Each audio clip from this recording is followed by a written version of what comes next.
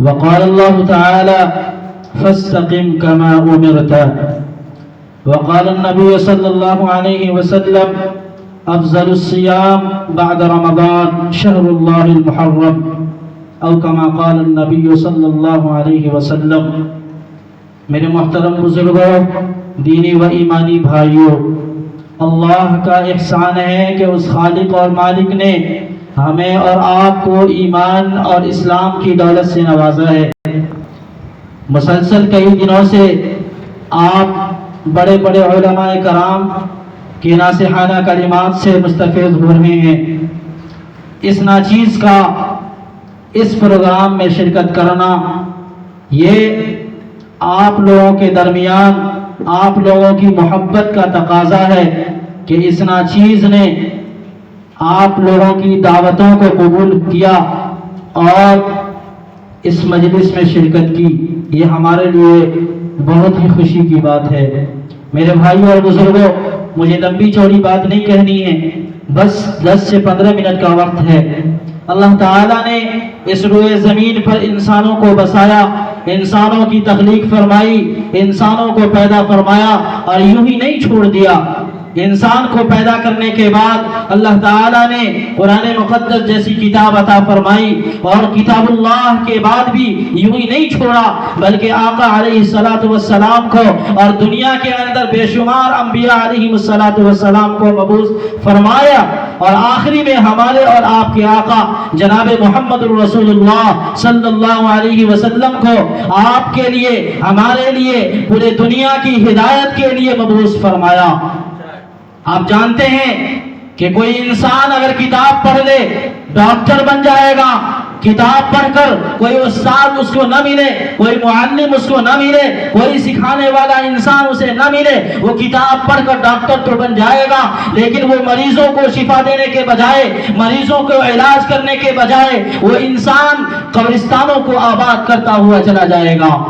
ٹھیک اسی طریقے سے کوئی انجینئر کتاب کو پڑھ کر بن جائے، کوئی معلم اسے نہ ملے، کوئی پڑھانے والا اسے نہ ملے، انجینئر تو بن جائے گا، مکانوں کو ٹیڑھا کرے گا، مکانوں کو گرائے گا اور مکانوں کے ساتھ کتنے ہی لوگوں کو کی جان کو وہ لینے کا ذریعہ بنے گا. اسی طریقے سے اللہ تعالیٰ نے کتاب کو اس دنیا میں ہماری اور آپ کی ہدایت کے لیے دیا، اور کتاب کو بتانے والا، کتاب کو سکھانے والا، کتاب کو پڑھ کر ہمیں اور آپ کو یہ راستہ دکھانے والی ذات اللہ تعالیٰ نے انبیاء علیہ السلام کا سلسلہ جاری کیا، اور آخری میں ہمارے اور آپ کے آقا جناب محمد رسول اللہ صلی اللہ علیہ وسلم کو مبعوث فرمایا، اور یہ فرمایا یتلو علیہ آیاتنا ویزکیہم وَيُعَلِّمُهُمُ الْكِتَابَ وَالْحِكْمَةَ. اے لوگو، ہم نے اس نبی کو تمہارے درمیان سے بھیجا ہے تاکہ وہ قرآن کریم کو پڑھ کر قرآن کریم کو تمہیں بتائے گا، تمہارا تزکیہ کرے گا، تمہارے دلوں کو پاک کرے گا. اے لوگو، اپنے نبی کا قدر کر لینا، اپنے نبی کے بتائے ہوئے طریقے کو مان لینا. میں نے آپ کے اس پروگرام میں ایک آیت پڑھی جس میں اللہ تعالیٰ فرماتا ہے ان عدت الشہور عند اللہ 12 شہرا فی کتاب اللہ. اے لوگو، اللہ تعالیٰ نے جب سے زمین کو بنایا، جب سے آسمان کو بنایا، اس دن سے لے کر اللہ تعالیٰ نے 12 مہینوں کا انتخاب فرمایا. اس کے بعد اللہ فرماتا ہے منہا 4 حرم. اے لوگو، اسی 12 مہینوں میں 4 مہینوں کو ہم نے محترم بنا دیا، 4 مہینوں کو ہم نے معزز بنا دیا، فضیلت والا بنا دیا. 3 مہینہ لگاتار ذی قعدہ، ذی الحج اور محرم کا مہینہ دیا. آج کے اس محرم کے مہینے میں ہم نے صرف شہداء کربلا کے مقام کو سمجھتے ہوئے محرم کو افضل سمجھتے ہیں، اور محرم کے مقام کو یوں سمجھتے ہیں کہ حضرت حسین کی شہادت اسی مہینے میں ہوئی اور اس مہینے کا رتبہ بڑھ گیا. نہیں، اس مہینے کو اللہ نے زمین و آسمان کی پیدائش کے وقت سے محترم بنایا ہے. یہ الگ بات ہے کہ ہم قرآن سے دور ہوتے چلے گئے، نبی کی سیرت سے دور ہوتے چلے گئے اور اپنے من کے مطابق جو من میں آیا وہ بکتے چلے گئے. آج محرم کا مہینہ ہمیں یہ پیغام دیتا ہے. میں آپ کو ایک مہینہ پہلے کے سبق اور اسباق کی یاد دہانی کرانا چاہتا ہوں۔ آپ نے قربانی کیا تھا، اس موقع پر ایک آیت کی تلاوت کی تھی، قل ان صلاتی ونسکی ومحیای ومماتی للہ رب العالمین۔ اے میرے رب، اے میرے اللہ، اے میرا خالق، میری نماز بھی، میری قربانی بھی، میری زندگی بھی، میری موت بھی، تمام کی تمام چیزیں صرف آپ کے لیے ہیں۔ یہ دعا ہم نے پڑھا تھا، اس قرآن کریم کے اس آیت کو میں نے پڑھا تھا اور اس کی تفسیر کو ہم نے نہیں سمجھا، اس کے معنی اور مفہوم کو ہم نے نہیں سمجھا۔ میں نے کہا تھا اے اللہ میری زندگی بھی صرف آپ کے لیے ہے، میری موت بھی آپ کے لیے ہے، میری نماز بھی آپ کے لیے ہے۔ کیا وجہ ہے؟ ایک مہینہ گزرا نہیں، ہم نے اس پیغام کو بھلا دیا، اور محرم کے مہینے میں ہم نے جو قسمیں کھائی تھی، جو ہم نے الفاظ کہا تھا کہ ہماری زندگی آپ کے لیے ہے، یہ ہم نے کیوں بھلا دیا؟ اور محرم کے اس مہینے میں رسومات کے اندر پڑھ کر، خرافات کو لے کر، بدعات کو لے کر ہم اپنی زندگی کو تباہ کر گئے، ہم نے اپنی زندگی کو برباد کر دیا اور قرآن کے اس پیغام کو ہم نے بھلا دیا۔ میرے بھائیوں اور بزرگوں، ہم بھی سپول کے رہنے والے ہیں، اور آپ کے اندر، آپ کے گاؤں کی بھی جلوس سپول جاتی ہے، سپول کا بھی جلوس نکلتا ہے، اور مسجد رحمانیہ کے پاس، مسجد رحمانیہ کے پاس تقریباً عصر کے وقت یا مغرب کے وقت جلوس لے کر لوگ نکلتے ہیں۔ ہم نے دیکھا ہے کہ وہی مسلمان جو محمد لگا کر اپنا نام پیش کرتے ہیں اور کہتے ہیں کہ ہم نبی کے جانثار ہیں، اور کہتے ہیں کہ نبی کے نام پر ہم جان دے دینے والے ہیں، اس نبی کے دیوانوں اور شیداؤں اور جھوٹی زبان سے اپنے نبی کا نام لینے والے لوگوں کی مزاج کو میں نے دیکھا ہے، ان کی حرکتوں کو میں نے دیکھا کہ عصر کی نماز ہوتی رہتی ہے، جلوس لے کر نکلتے ہیں، دلوں پر جنبش تک نہیں آتی کہ ڈی جے بند کر دیا جائے، دلوں پر جنبش تک نہیں آتی، اس کے ضمیر کا جنازہ نکل چکا ہے کہ وہ نبی کا نام لے کر، داڑھی کا نام لے کر، حسن اور حسین کا نام لے کر بازاروں کے اندر تماشا کرتے ہیں، بازاروں کے اندر قرآن کا مذاق اڑاتے ہیں۔ جب یہی قرآن کا مذاق غیر اٹھاتا ہے، غیر کرتا ہے، ہم آبے سے باہر ہو جاتے ہیں، قتل کرنے کی نوبت آ جاتی ہے۔ لیکن جب یہی مسلمان قرآن کو پڑھ کر، یہی مسلمان نبی کی سیرت کو پڑھ کر جب اسی قرآن کی بے حرمتی کرتا ہوا ہوتا ہے، پھر یہ نبی کا نام لینے والا یہ کیسے مومن ہو سکتا ہے؟ یہ کیسے مسلمان ہو سکتا ہے؟ قابل مبارکباد ہیں آپ لوگ کہ آپ لوگوں نے اس رسومات کو، اس خرافات کو ختم کرنے کے لیے یہ 10 روزہ شہداء کربلا کے نام سے آپ نے اجلاس کیا ہے۔ بہت قابل مبارکباد ہیں آپ کہ دنیا کے اندر آج مسلمانوں کے اندر اتنی ہٹ دھرمی ہے کہ جب ممبر سے کوئی مسلمان، کوئی امام یا ممبر سے کوئی خطیب یا ممبر سے کوئی علماء اگر یہ بات کہتے ہیں اور کھل کر بیان کرتے ہیں، اس کے خلاف پروپیگنڈے شروع ہو جاتے ہیں، اس کے خلاف جو چینی گوئیاں شروع ہو جاتی ہیں، اس کے خلاف سازشیں شروع ہو جاتی ہیں۔ اب یہ امام کا مون بھر گلو ایک نکال دیا اب یہاں سے، اس کو ڈر نہیں ہو رہا ہے۔ یہ ہم نے دیکھا ہے کہ جب امام منبر سے اس نبی کے میراث ہونے کا شرف اس کو حاصل ہے، جس نبی نے اس دنیا میں آ کر پورے برملا اعلان کیا ہے کہ اے لوگو اعبدوا اللہ، اللہ کی بندگی کرو، ولا تشرکوا بہ شیئا، اس کے ساتھ کسی کو شریک مت کرو۔ یہی مسلمان اپنے نبی کے وارثوں کے خلاف سازشیں کرتے نظر آتے ہیں۔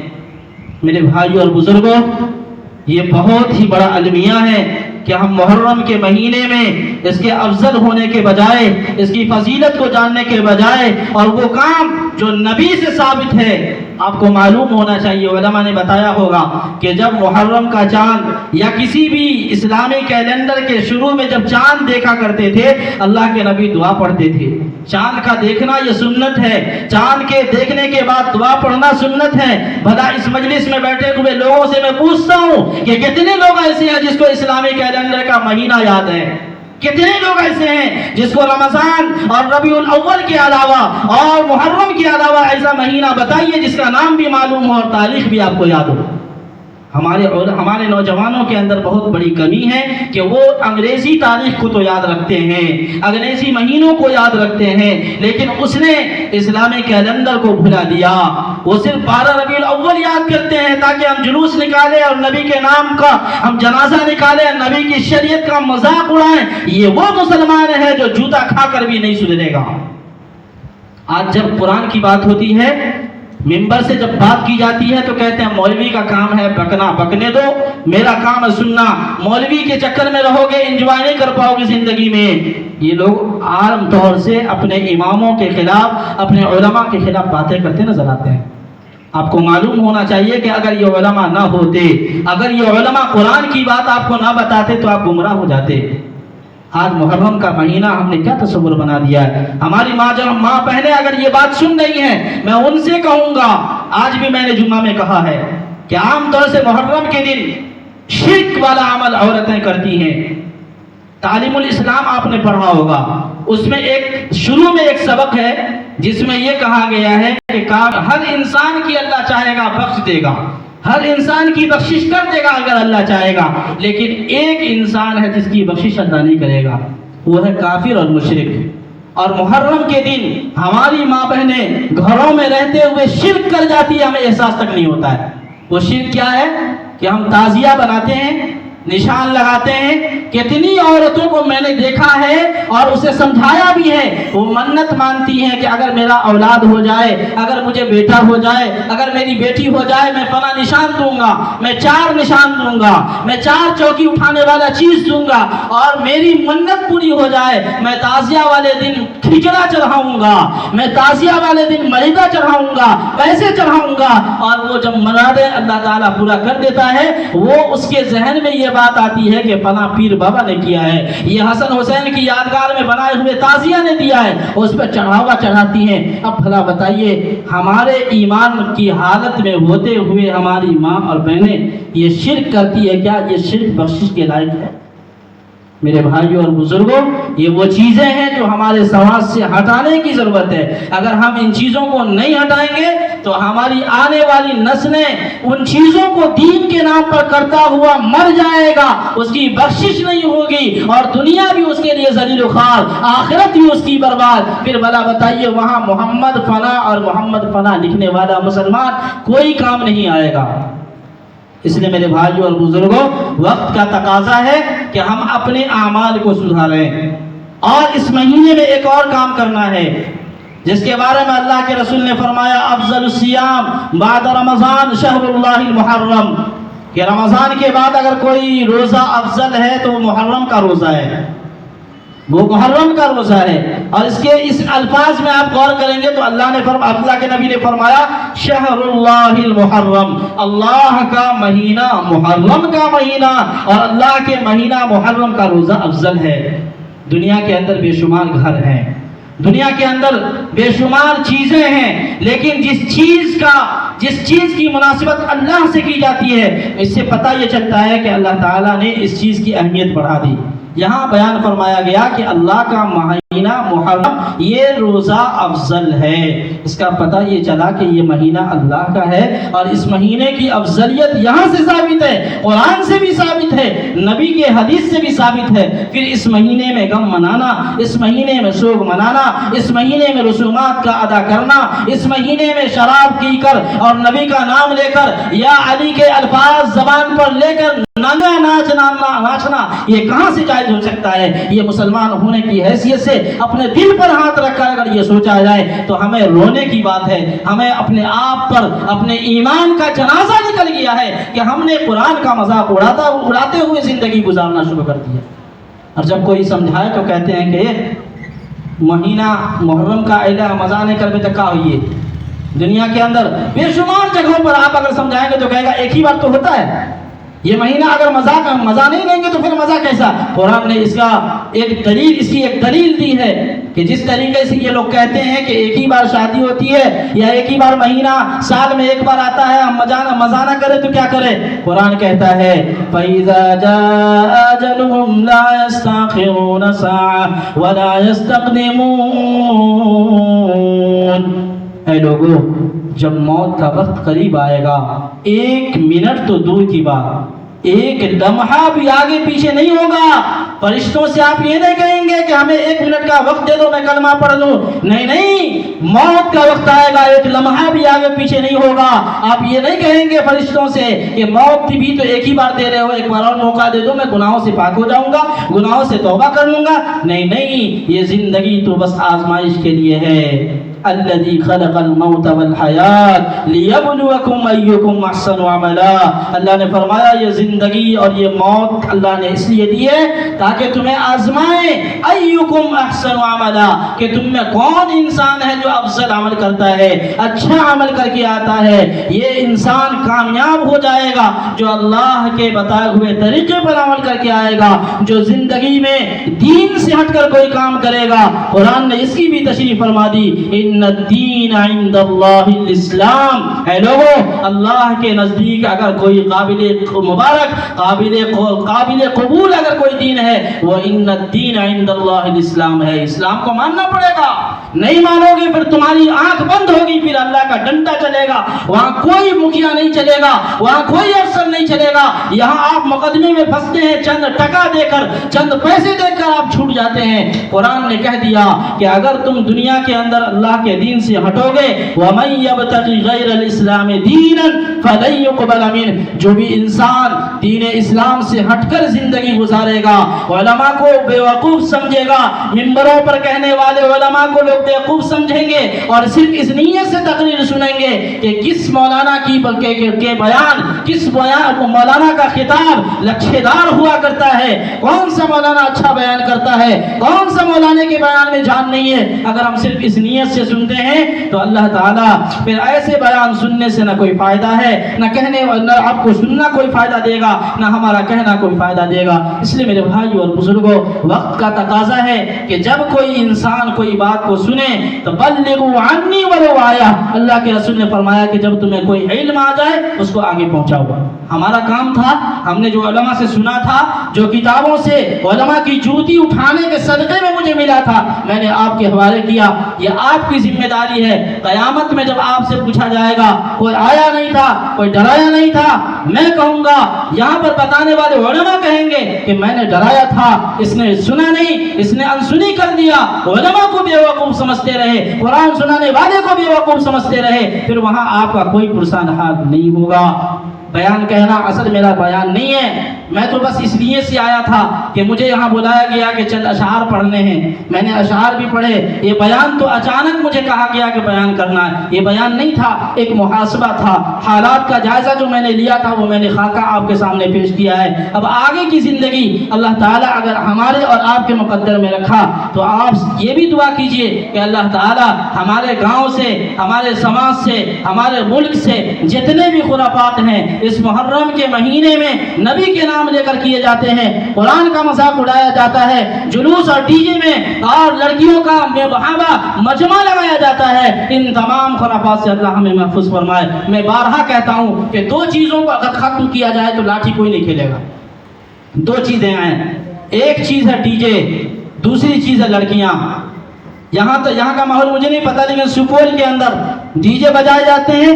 جہاں محرم کی میوزک بجی تمام لڑکیاں گھروں سے آ جاتی ہیں, مجمع لگاتی ہیں. لڑکوں کے اندر جو لفنگے اور لچھے قسم کے لوگ ہیں وہ آتے ہیں اور بولتے ہیں, نہ لاٹھی کھیلنے کا ڈھنگ ہے نہ کسی چیز کا ڈھنگ ہے. وہ آتے ہیں اور بس کسی کو دکھانے کے لیے لاٹھی بھانجنے لگتے ہیں. تو آپ کا لاٹھی کھیلنا یہ غلط نہیں ہے. لاٹھی آپ کھیل سکتے ہیں, جان کی حفاظت کرنا بھی فرض ہے, لیکن صرف اسی مہینے میں آ کر کھیلنا اور ڈی جے کے دھن پر کھیلنا, لڑکیوں کو دکھانا, یہ غلط ہے. آپ کو کھیلنا, آپ پورے سال کھیلیے, لاٹھی سیکھیے تاکہ آپ کے اوپر کوئی مصیبت آئے تو آپ اپنا بچاؤ خود کر سکیں. اس نیت سے آپ سیکھیے. لیکن یہ صرف اس مہینے میں 10 دن کود لیا, جانوروں کی طرح مذاق, بازاروں میں قرآن کا مذاق اڑایا. غیر بھی کہتے ہیں کہ یہ کیسا مسلمان ہے, یہ چھجا زمین پر پٹکتا ہے, یہ راستوں پر پٹکتا ہے, جب پانی دکھ جائے اس میں کود جاتا ہے. یہ تو جانور سے بھی بدتر ہو چکا ہے کہ انسان ہے, یہ مومن ہے, مسلمان ہے, لیکن راستوں میں اس طرح کود رہا ہے کہ غیر بھی, کافر بھی دیکھ کر کہتا ہے یہ کیسا مسلمان. ہاتھ میں چھجا ہے, بیلچا ہے, جو منوایا پٹک رہا زمین پر. یہ کیسی مسلمانی ہے, یہ کیسی حرکتیں ہیں. میرے بھائیو اور بزرگوں, ہم بحیثیت مسلمان, ہم بحیثیت ایمان والا نبی کا کلمہ ہم نے پڑھا ہے, اس لیے میری ذمہ داری ہے کہ ہم ان تمام خرافات سے, تمام بدعات سے, جانوروں والی اس حرکت سے اور اس صفات سے اپنے آپ کو پاک کرنا ہوگا. اللہ تعالی ہمیں اور آپ کو اور تمام امت مسلمہ کو دین کی صحیح سمجھ عطا فرمائے، خرافات سے اور رسومات سے اللہ تعالی ہمیں بھی اور آپ کو بھی حفاظت فرمائے، آنے والے نسلوں کی ایمان کی حفاظت فرمائے، آمین یا رب العالمین۔ وآخر دعوانا ان الحمد للہ رب العالمین۔